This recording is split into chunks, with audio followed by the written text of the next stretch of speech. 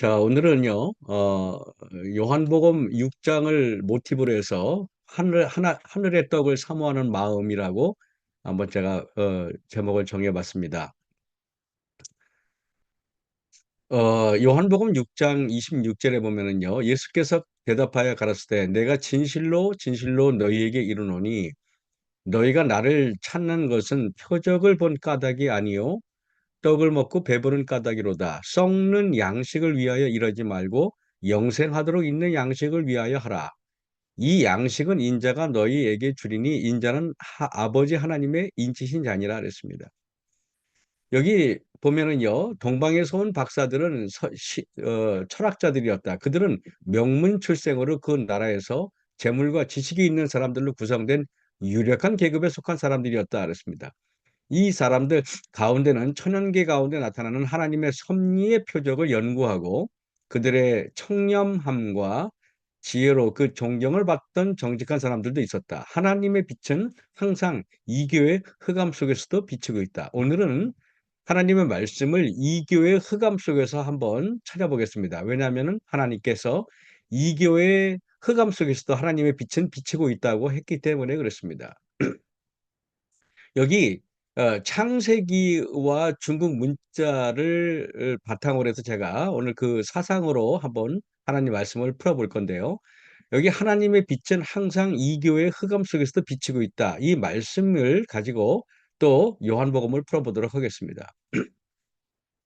넬손 박사는 하버드대와 중국 옌칭 대학교 도서관에서 영어로 된 역사 문헌을 통해 한자의 발생 기원이 BC 2500년임을 알게 됐어요. 이 연대를 보고 깜짝 놀랐죠. 왜냐하면 바벨탑 사건으로 언어가 복잡하게 되고 혼잡하게 된 것이 BC 2218년임을 알게 되어 중국말과 창세기가 연관이 되어 있을 것이라고 직감했습니다. 그래서 이 넬슨 박사는 중국에 있는 캉이라는 그 선교사와 함께 공동으로 이 편지를 주고받으면서 연구하기 시작했습니다. 그 우리가 아는 것처럼요, 배선자는 이 구조선 큰 배를 말할 때 이게 작은 배를 뜻하는 배 주자와 여덟 팔자가 입구자가 합쳐가지고 됐는데 이것은 여덟 사람이 탄 배를 뜻합니다. 그래서 항상 큰 배를 말할 때는 여덟 팔이라는 숫자가 들어가는 이유가 뭘까요? 노아 방주 안에 창세기에는 여덟 사람이 탔다고 기록되어 있지 않습니까? 그리고 큰 홍수, 큰 물난리를 말할 때는요. 이게 보면은 또 여기도 여러분이 보시면은 여덟 팔자가 들어가 있어요. 그래서 이렇게 돼 있는데요. 시간이 없으니까 희한하게 배와 홍수와 관련되어서 꼭 여덟 팔자가 들어가는 것도 노아 홍수의 그 사상이 들어가 있지 않을까요? 여기에 보면은요. 또 회사 연역할 때 쓰이는 한자인데요. 따를 연 계속 이어지는 게 있지 않습니까? 이걸 때 보면은 물 숫자에다가 여덟 팔자에다가 입구자가 들어가 있어요. 그죠? 이것은 홍수 후에 여덟 사람으로부터 그 후손들이 이어져 내려갔다는 것을 보여주고 있습니다. 그리고 지을조를 보면은요. 흑토변에다가 생기를 뜻하는 그 빛은 별이 있고요. 입구자가 있고 갈착, 긴 머리의 사람이 걷는 모습이죠. 뜻풀이 보면 흙에 생명을 불어넣어 말하고 걷게 한 것, 다시 말하면 모든 창조할 때 그 조자는 뭐 흙에다가 생기를 불어넣은 하나님의 그 창세기 2장 17절에 있는 말씀이 이 안에도 있는 것입니다. 2장 10절이죠. 기도도도 보면은요. 보일시 하나님의 계시를 말하겠죠. 목숨수. 그래서 우리 기도란 하나님께 목숨, 영생을 구하는 것입니다. 그래서 우리의 기도가 목숨을 구하는 것, 영생을 구하는 그 본질적인 것이 아니면은 기도가 아닌 것입니다.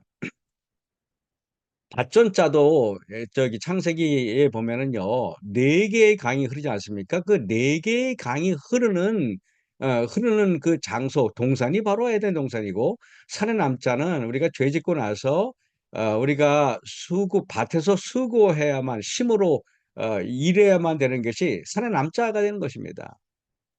그래서 저는 오늘 하나님의 빛은 항상 이교의 흑암 속에도 비치고 있다. 이 말씀을 바탕으로 이번에 사상을 한번 잠깐 살펴보도록 하겠습니다. 그 중국 사상에 중용이라고 있는데요. 지나치게 모자라지 않고 한쪽으로 치우치지 않는 현명한 행동의 도를 중용이라고 말합니다. 중용이란 본래의 마음으로 모든 사람에게 통용되는 그런 삶, 그런 사상을 의미하죠. 사람이 지켜야 할 도리와 세상살이의 이치를 깨우쳐 주는 것이 중용입니다. 우리가 이 중용에서 역사는 순환을 상징하는데요. 보통 사계절의 음양은 봄과 가을이라고 중용에서는 말하고 있습니다. 왜 그러냐? 따뜻했다가 추웠다가 하는 것이 계절이고 순환이라는 것입니다. 그런데 여름은 계속 덥기만 하고 겨울은 계속 춥기만 하죠. 쉽게 말해서 순환하지 않게 여름과 겨울은 순환이라는 의미로 계절이 아니라고 말합니다.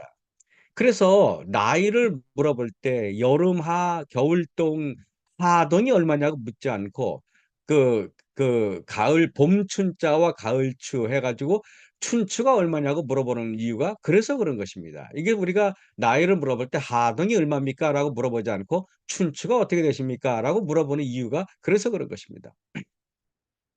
역사는 계절처럼 이렇게 순환을 합니다. 역사는 반복하여 흐르고 있어요. 왜냐하면 이게 이렇게 어떤 그 계절이라는 것은 흐름이기 때문에 그렇습니다. 우리는 그 흐름 속에 있는 것입니다. 명심보감에 보면은요. 순천자존하면은 하늘의 뜻을 순종하면은 설 것이요라고 그랬고 역천자막이라는 뜻은 하늘의 뜻을 거스르면 죽는다. 중국 사람들이 이 하늘이라고 말했는데 이 하늘을 도대체 그냥 우리가 일상적으로 보는 하늘을 말하는 것일까요? 분명히 이것은 하나님의 뜻을 말했을 것입니다. 그래서 여기서 하늘이란 도대체 무엇일까요? 저는 하나님의 뜻이라고 생각합니다. 그래서 이게 보면은 일체유심초라는 말이 있어요. 그래도 여기 일체유심초란 뭐냐면은 사람이라는 것은 몸과 마음으로 구성되어 있다는 것입니다. 사람은 몸과 마음으로 구성되어 있어서 일체유심초이죠. 그래서 우리가 밥을 먹는 것은 몸을 위하는 것입니다. 그런데 공부하는 것, 기도하는 것, 성경을 연구하는 것, 이건 뭡니까? 마음을 위하는 것입니다. 역사적으로 몸을 위하는 시대가 있었고 마음을 위하는 시대가 있었어요. 옛날 조선 시대에는 마음을 위하는 시대였어요. 옛날에는요, 부자 되세요라고 말하면 천박한 말이었습니다. 어떻게 사람이 부자 되세요? 이 부자 되세요라는 말을 쓴 것이 우리가 어렸을 때는 이 말을 금기시했어요. 왜냐하면 그것은 천박한 말이기 때문에 그렇습니다. 그런데 지금 우리가 살고 있는 시대는요. 대놓고 몸을 위한 시대입니다. 몸을 위하는 시대이기 때문에 "부자 되세요. 잘 살세요."라고 말하는 것이 이제는 부끄러운 말이 아닌 것처럼 돼 버렸어요. 옛날에는 가난해도 선비의 정신은 아무것도 없어도 그래도 책을 읽고 머리에 이렇게 삿갓을 쓰고 앉아 있는 것이 그 모습으로 사람들이 그것을 이렇게 뭐랄까 인정해 주는 시대가 있었어요. 그러나 예수님 당시에 팍스 로만 그래 가지고 예수님 당시에는 몸을 위한 시대였을까요? 마음을 위한 시대였을까요? 이때는요. 로마 제국 당시가 바로 예수님 당시였는데요. 이때가 바로 몸을 위한 시대였어요. 예수님 당시에 로마 제국 시대는 사람을 죽이는 것을 오락으로 즐기던 시대였어요. 검투사들이 죽이고 죽는 모습을 보면서 사람들은 경기장에 앉아 가지고 그것을 박수를 치고 깔깔대고 웃으면서 그것을 오락으로 여겼어요. 얼마나 천박한 시대였습니까? 이 시대가 바로 힘과 권력이 가장 중요한 시대였죠. 군대, 무기, 병사들, 권력, 무력, 재력, 힘이 중요시되던 시대에 가장 중요한 것은 마음이 아니라 강인한 몸이었어요. 몸이 강한 자가 각광을 받던 시대였고 로마 제국 시대는 바로 몸의 시대였습니다. 이 몸의 시대에 마음의 시대를 열기 위해서 하늘에서 하나님의 아들이 이 땅에 오셨는데 예수님은 마음으로 천국 가는 것을 보여주셨습니다. 그래서 중용이라는 것은 천국으로 가는 길은 마음에 있다 이렇게 가리킵니다. 마음을 따라 하늘에 이르다 중용에 나오는 글입니다. 하늘의 마음을 찾는 길, 하늘의 말씀, 마음속에 있는 것을 말합니다. 예수님께서 이 땅에 오셔서 심령이 가난한 자는 복이 있나니 천국이 저희 것이며 그랬어요. 몸을 위한 시대에서는 있을 수 없는 것입니다. 가난하다는 것은 불행한 일이요. 또 없다는 것은 업신여김을 받기에 합당한 일입니다. 그러나 심령이 가난한 자는 복이 있다. 또 연약한 자가 복이 있다. 약한 것이 복이 있다. 이렇게 가리키는 것이 바로 예수님의 가르침이었죠. 로마서 8 장에 10 장에 보면은 그러면 무엇을 말하느냐? 말씀이 내게 가까워 내 입에 있으면 내 마음에 있다 하였다 그랬습니다. 우리가 전파하는 믿음의 말씀이라 사람이 마음으로 믿어 의에 이르고 입으로 신하여 구원에 이르느니라. 정말 몸의 시대가 아니라 마음의 시대가 도래했음을 예수님께서 공포하신 것입니다.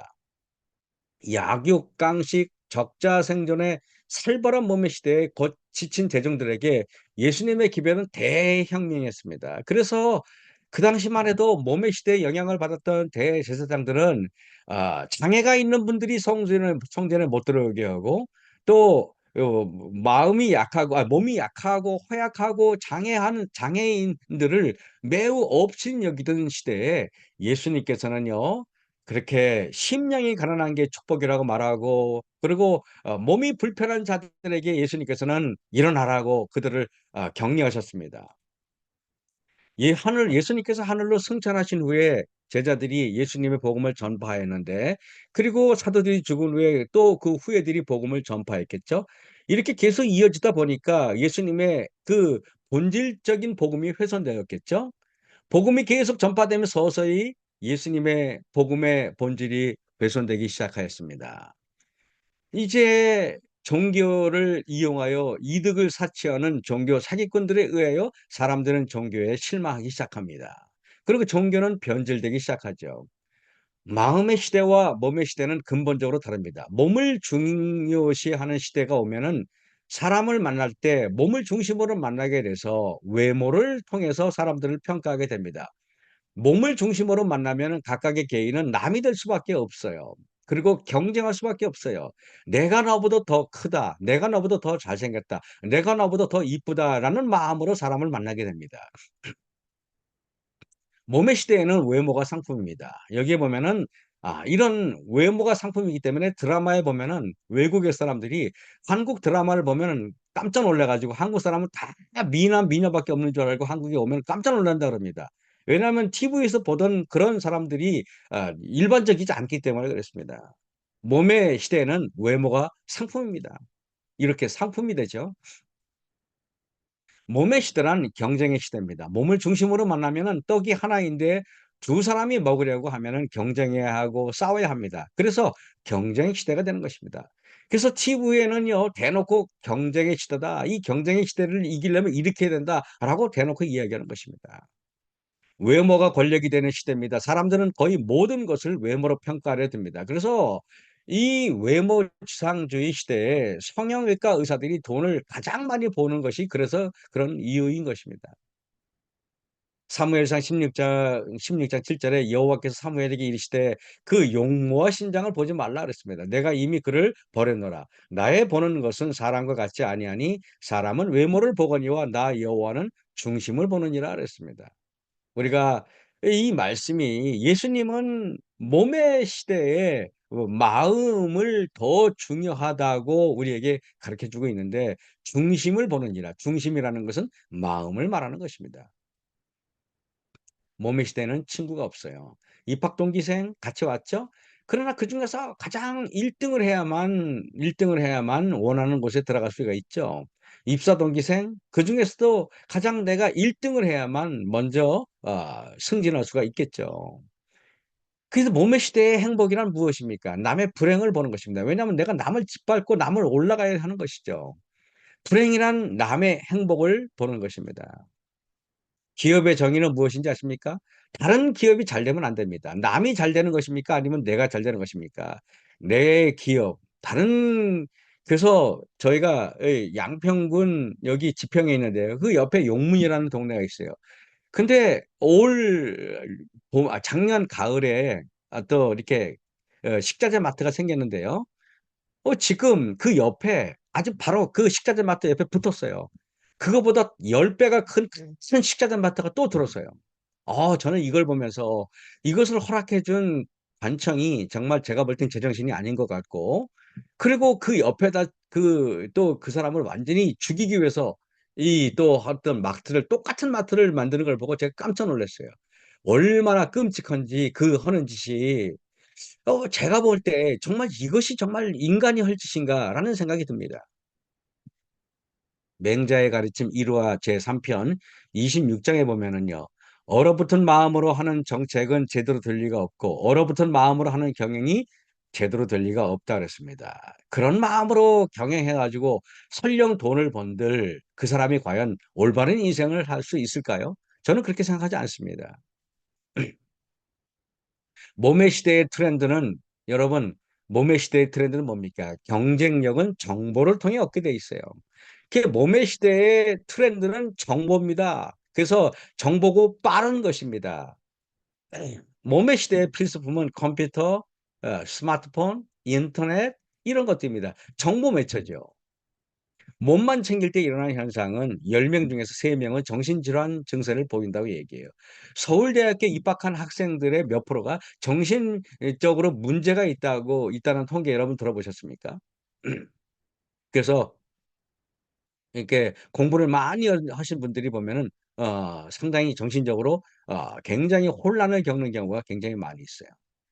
1 년에 자살을 시도하는 것이 얼마나 됩니까? 저는 이 통계가 저는 이거보다 훨씬 많다고 생각하는데요. 자 2015년 현재 세계 인구는 73억 이었다 그래요. 하루에 세계 인구는 20만 명씩 증가해요. 지금은 80억 이라고 얘기하지 않습니까? 그러나 80억 명 중에서 나 하나는 1 이에요. 그러니까 80억 부 분의 1 이니까 몸을 기준으로 인간의 가치는 0 입니다. 이것이 세상 사람들이 보는 가치예요. 그러나 몸의 시대는 인간의 존엄성이 사라집니다. 사람 하나 죽이는 것도 별 문제가 되지 않고 죽는 것도 별 문제가 되지 않는 시대에 우리가 살고 있어요. 그러나 예수님께서는 우리를 개인적으로 아시며 그랬습니다. "우리의 연약함을 동정하신다." 그랬어요. 개인적으로 아신다는 이 말씀이 참 의미가 있잖아요. 그래서 각 영혼은 마치 그가 그 주께서 위하여 죽으신 유일의 사람인 것처럼 예수에게 알려져 있다 그랬어요. 저는요. 몸은 집으로 비유돼요. 그래서요 우리가 알죠? 덩치가 큰 사람은 우리가 "몸집이 크다."라고 얘기해요. 그 몸을 집으로 표현했기 때문에 그렇게 말한 것입니다. 그러나 몸은 집이 아니에요. 여러분 이 몸이라는 말은 모음이라는 뜻에서 나왔어요. 모음이 뭡니까? 오늘 여러분들이 이제 예배가 끝나면 드실 밥, 콩나물 또 브레드 컬처에서 생산하는 아주 훌륭한 빵, 김치, 나물, 옥수수 이런 것이겠죠? 그런데 여러분 이 집도 보면은요. 이렇게 모아진 것들이에요. 흙, 돌, 나무, 자갈, 쇠, 시멘트 이런 것들로 이루어졌죠. 그런데 여러분 이 집이 여러분 보시기에 아름답습니까? 이 제가 살고 있는 집인데요. 이 집이 사람이 살지 않는 흉가라면 여러분 어떻게 생각하십니까? 아무리 집이 아름다워도 아름답지 않을 것입니다. 이 집에서 매일 부부싸움을 하고 매일 치고받고 싸우고 매일 그렇다면 여러분 이 집이 아름다운 집일까요? 아닙니다. 옛날 사람들 여러분 옛날에는 여러분들이 이래요. 초가집 보면은 여러분들은 따뜻하다는 느낌을 받아요. 근데 여러분 보고 초가집에 살려면 또 싫어할 것입니다. 근데 왜 우리는 이 초가집을 보면서 따뜻하다고 느꼈을까요? 옛날에 여기서 10 명, 6 명, 8 명 바글바글 살았는데 그때가 정겨운 이유는 그때는요 이 안에서 사람들의 온기가 있고 사람들의 따뜻함이 있었기 때문에 이 집을 여러분이 동경하는 것이지 이 집이 자체가 좋은 게 아니라 이 집에서 이루어졌던 아름다운 사랑의 여러 인정들이 그리웠던 것입니다. 옛날 따뜻한 사람들이 살았던 그 시절이 우리는 왜 그리울까요? 그 초가상간에 살았던 사람들이 그립기 때문에 그런 것은 아닐까요? 여러분 바보란 무엇입니까? 울보. 보통 우리나라 사람들은요. 울기만 하는 사람을 울보라고 말하고요. 그리고 이 사람이 이 째째하고 그러면 잼보라고 그러죠. 후딱하면 울고. 그다음에 이 바보, 느림보, 보는 사람을 뜻합니다. 그죠? 그런데 여러분 몸을 위해서 밥을 먹어야 하는데 밥만 챙기는 사람을 우리는 뭐냐면 밥보라고 얘기해요. 이 밥보가 이 저기 뭐랄까 이 비읍이 두 개가 충돌하니까 하나가 탈퇴해서 바보라고 말합니다. 여러분 바보란 무엇인지 아십니까? 몸을 위해서만 살고 밥만 먹는 그 먹을 것만 위해서 사는 인간을 밥보라고 얘기해요. 바보입니다. 바보. 경쟁, 긴장하고 피곤해요. 우리가 이런 인생을 사는 것, 몸을 위하기만 하는 사는 것, 이것은 바보입니다. 바보. 몸의 시대는 빠름을 강조해요. 그래서 여러분 빨리 가야 하고 빨리 달려야 하고 빨리 성공해야 합니다. 그래서 모든 우리가 TV를 틀잖아요. 그러면 축구를 보십시오. 올림픽을 보십시오. 더 강해야 되고 더 빨라야 되고 더 이렇게 뭐라 게 그런 것들이 강조되고 그런 것들을 우리는 우연히 그냥 무심코 봅니다. 경쟁을 즐기는 것이죠. 경쟁 속에서 희열을 오히려 느끼는 것입니다. 빨라야 하는 시대. 그래서 여러분 우리가 이 광고를 보면 빠름, 빠름, 빠름이라는 거 들어보셨습니까? LTE가 뭡니까? 요새는 갈수록 이게 빠르다는 것이 광고예요. 우리는 이 무심코 이런 것을 봅니다. 근데요, 여러분 밥을 빨리 먹으면 체하고 건강에 약해지듯이 뭔가 빠름에 내몰리면 우리의 문제가 생기지 않습니까? 밥만 챙기는 사람은 바보죠. 몸을 위하는 책들을 보세요. 이렇게 심지어 이런 책이 있어요. "뻔뻔해야 성공해야 한다. 성공한다. 일 잘하는 당신이 성공을 못하는 20가지 비결." 뭐 이런 얘기를 합니다. 그다음에 성공 이런 몸을 위하는 책들이 요새는 서점에 가면 얼마나 많이 널려 있는지 모릅니다. 근데요. 정보는 안에 있는 것이 아니라 밖에 있는 것입니다. 밖에 돌아다니는 것들을 빨리 주워 담는 것이 그것이 여러분 몸의 시대에 성공하는 비결이에요. 몸의 시대의 관심의 대상은 외모에 있고 몸매에 있고 바깥에 있습니다. 촉각을 바깥으로 곤두세워야 합니다. 밖에서 끌어와서 내 몸으로 끌어당겨야 하기 때문에 그렇습니다. 근데 마음을 위하는 책들은 다릅니다. 하나님의 말씀 성경과 또 우리가 있는 여러 영감의 그 글들은 또 전혀 다른 것입니다. 개가 사색하는 거 보셨습니까? 여러분 빨리 가느라 놓치는 것 없나요? 느림의 미학, 슬로우 라이프. 요즘엔 슬로우 라이프를 사람들이 동경합니다. 뭔가 느리게 사는 것, 천천히 가는 것이 뭔가 아름답습니다. 가끔 저는요. 고속도로로 가는 것보다 국도로 가는 것이 좋기 때문에 먼 거리라도 국도로 갈 때가 참 많아요. 그리고 여러분 우리는 차에서 내려서 때로는 천천히 천연계를 음미하면서 걸어볼 때는 없는가요? 여러분 그래서 몸을 위하는 시대는요. 검색이 중요하게 생각해요. 우리는 검색, 검색, 검색을 얘기합니다. 그런데 마음을 위하는 시대는요. 사색을 해야 됩니다. 깊은 말씀을 천천히 음미해 가면서 들어야 됩니다. 그래서 하나님의 말씀은 천천히 음미해야 하는 것입니다. 우리는 사색, 명상, 깊은 묵상, 기도 이 기도는 우리가 빨리 기도하지 않지 않습니까? 천천히 음미하면서 마음을 다해서 하늘과 소통하는 것입니다. 우리는요, 옛날에는요, 이 마음의 주머니를 심보라고 말했는데, 이 마음 자체가 죄 짓기 전에는 아름다웠기 때문에 그래요. 근데 여러분, 제가 여러분 심보라고 말하면 여러분들은 부정적인 이미지가 강합니까? 긍정적인 이미지가 강합니까? 왜 이렇게 심보가 아름다운 말이었는데 부정적인 이미지로 변질되었을까요? 원래 본심이 이렇게 욕심이 마음에 들어와서 이 본심을 아주 작게 만들고 욕심은 커지게 만들었어요. 그래서 이 마음의 욕심이 그 자리를 꿰찼기 때문에 우리는 심보 그러면은 안 좋은 말로 변질되었던 것입니다. 이 자고새라는 이 새가 있는데요. 이 뱁새가 아기 뻐꾸기에게 먹이를 주고 있죠. 자기 새 자고새는 자신의 아기를 죽인 원수인 뻐꾸기가 자신의 새끼인 줄 착각하고 기른다고 얘기합니다. 그래 가지고 한참 먹이를 주다 보면은 이 뻐꾸기가 이 새끼 때는 작지만 나중에 커져요. 이게 보세요. 어미인 이 자고새와 이 새끼인 뱁새가 이 전혀 아니 뭐지 뻐꾸기가 전혀 다르지 않습니까? 이것이 남의 새끼인지도 모르고 계속 키우다 보니까 이 뻐꾸기가 커져요. 그다음에 뻐꾸기는요 나중에 커진 다음에 뒤도 안 돌아보고 도망가 버려요. 왜냐하면은 뱁새는 자기 엄마가 아니기 때문에 그런 것입니다. 만물보다 거짓되고 심히 부패한 것은 마음이래요. 우리의 마음속에 욕심이 들어와 가지고요. 마치 이 자고새가 내 새끼인 줄 알고 키웠는데 한 마음에 그 뭐랄까요? 욕심이 커져요. 욕심이 커지는데 그러고 나서 우리가 그렇지 않습니까? 몸을 위해서 열심히 돈도 벌고 집도 짓고 그래요. 그런데 우리가 살만하니까 병이 들었다는 말 들어보셨습니까? 이것저것 다 집도 짓고 다 했는데 병이 들어 가지고 죽을 수밖에 없어요. 그러고서 죽습니다. 그게 우리의 인생이에요. 왜냐하면 바보의 인생은 바보처럼 살아갈 수밖에 없는 것입니다. 그래서 레미 예레미야 17장 11 절에 보면 "불의로 치부하는 자는 자고새가 낳지 아니한 알을 품은 것 같아서 그 중년에 그것이 떠나겠고 마침내는 어리석은 자가 되리라." 그랬습니다. 그래서 우리가 중년에 잔뜩 집을 짓고 또 돈을 많이 모아서 '이제 살 만하다.' 했는데 그런데 여러분 우리의 인생을 하직해야 하는 것입니다. 이것이 우리의 바보 같은 인생인 것입니다. 맹자가 말하기를 "이는 사람의 마음이다." 그랬어요. "의는 사람의 길이다. 마음을 놓아 버리고 찾을 줄은 모른다." 그랬어요. 학문하는 길은 다른 것이 없어요. 자기가 드러내 놓은 마음을 찾는 것일 따름이에요.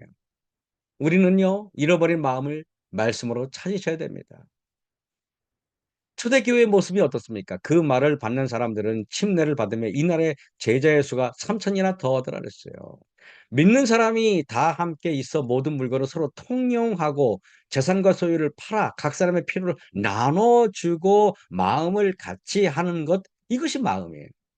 여러분 그래서 우리가 이번에 우리 안면도에서 수련회를 할 때 몸을 위하는 마음으로 집회를 하지 않았어요. 왜 그랬냐면은 우리 각 강사 5 분의 강사들이 우리가 정말 경쟁하듯이 기별 하나님의 말씀을 경쟁하듯이 선포하지 않았기 때문에 그 말씀에 의미가 은혜가 있었던 것입니다. 다른 강사가 기도할 때 저도 마음을 다하여 그분의 그 강의가 사람들에게 은혜를 끼치기를 원했고 또 제가 강의할 때 우리 다른 분들도 제 강의가 은혜가 끼치기를 기도했기 때문에 모든 사람들이 은혜를 받고 감동이 전달이 됐던 것입니다. 만약에 강사가 말은 안 하지만은 서로 '내 기별이 너보다 낫다. 내가 너보다 낫다.'는 마음을 가졌더라면은 어떻게 됐을까요? 분명히 앉아 있는 성도도 느낍니다. 자부심을 가지는 그 마음, 강사의 그 행동을 대번 알아봤을 것입니다. 하나님을 찬미하며 온 백성에게 칭송을 받으니 주께서 구원받는 사람을 날마다 더하게 하시니라. 이것이 초대교회 오순절 성령을 받은 사람들의 모습인 것입니다. 성령 하나님께서는 내 마음을 낮추고 다른 사람을 높일 때 하나님께서 함께하지 내가 다른 사람들 위에 있다는 마음을 가진 사람에게는 절대 임할 수가 없는 것입니다. 그래서 오늘 본문 요한복음 6장 26 절에 예수께서 대답하여 가라사대 "내가 진실로 진실로 너희에게 이르노니 너희가 나를 찾는 것은 표적을 본 까닭이 아니요 떡을 먹고 배부른 까닭이로다." 썩는 양식을 위하여 여러분 몸을 위해서 사는 모든 것이 다 썩는 양식을 말하는 것입니다. 이러지 말고 영생하도록 있는 양식을 위하여 일어나 이 영생하도록 있는 양식 그것이 바로 썩지 않을 양식, 마음을 위한 양식을 말하는 것입니다. 그래서 하늘에서 내려온 산떡, 예수님께서 하늘에서 내려온 산떡이라고 말한 것입니다. 우리는 마음을 위하는 시대에는요, 남에게 모든 걸 양보해야 돼요. 내가 너무 오래 말하면은 다른 사람들의 말할 시간이 줄어든다고 생각하고 우리는 조심하셔야 돼요. 짧고 간결하게 말하고 다른 사람들이 더 도드라지게 말해야 되고 교훈하려고 하지 말고 다른 사람들의 말을 공감하려고 말해야 됩니다. 그래야만 우리가 은혜가 있는 것입니다. 하나님께서는 오늘 우리에게 몸을 위하는 시대에 마음을 위하는 그런 예수님의 말씀으로 돌아가야 됩니다. 그래서 우리가 썩지 않을 양식을 위하여 오늘도 하나님께 기도하고 하나님께 매달리는 하루가 되길 바라면서 모든 말씀을 마치겠습니다. 제가 기도하겠습니다. 하늘에 계신 아버지 하나님, 우리는 몸을 위하는 시대, 다른 사람들을 또 밟고 올라가야만 그래서 내가 성공한다고 가르침을 받아왔습니다. 이제는 다른 사람들이 인정을 받고 다른 사람들이 또 더 많이 행복해지길 바라는 마음이 우리의 마음이 될 수 있도록 도와주셨길 기도합니다. 예수님께서 이 땅에 우리를 위해서 가르치신 모든 복음은 바로 이런 복음이었음을 우리가 깨닫게 도와주시길 기도합니다. 이제는 정말 예수님의 그런 정신을 우리가 본받고 그런 시대로 우리가 나아갈 수 있도록 우리를 인도해 주셨기만을 예수님 이름으로 감사하며 기도했사옵나이다. 아멘.